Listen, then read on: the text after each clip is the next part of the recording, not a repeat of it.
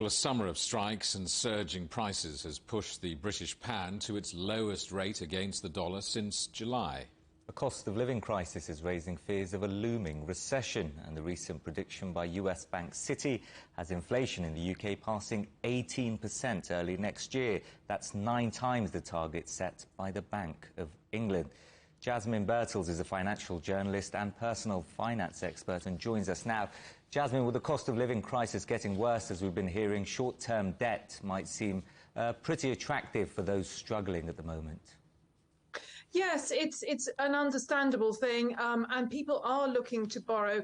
It's interesting, actually, that Iceland, the supermarket chain, has now just brought out some interest-free loans that people can use, very small loans that they can use to buy food in the shop. The government is also trialling interest-free loans in different parts of the country. It may become a nationwide thing later in the year or next year.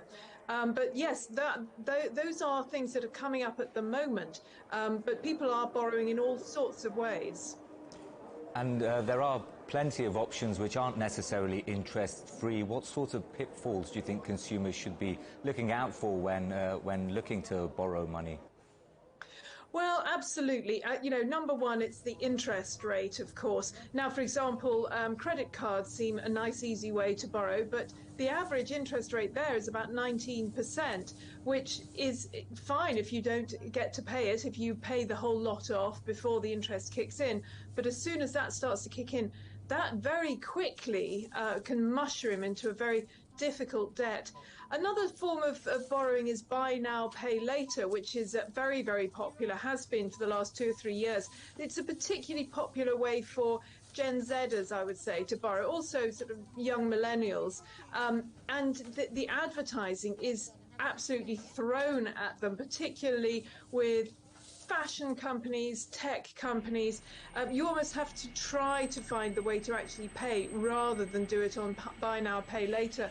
And again, buy now, pay later does say that it's essentially interest-free. You have your payments spread over 3 payments. If you do that, then, hey, it's not a bad way to do it.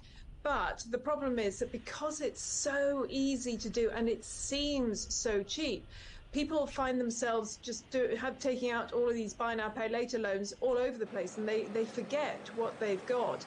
And again, you find that these borrowings can mushroom into something that people can't cope with. And you mentioned millennials being perhaps susceptible to some of these schemes. Are there other parts of society, perhaps older people and others? Oh, yes. I mean, this covers all age groups. All age groups are borrowing.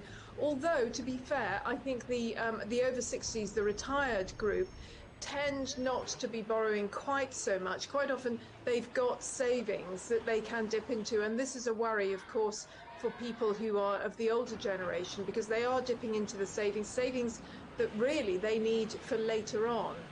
So this is a problem there.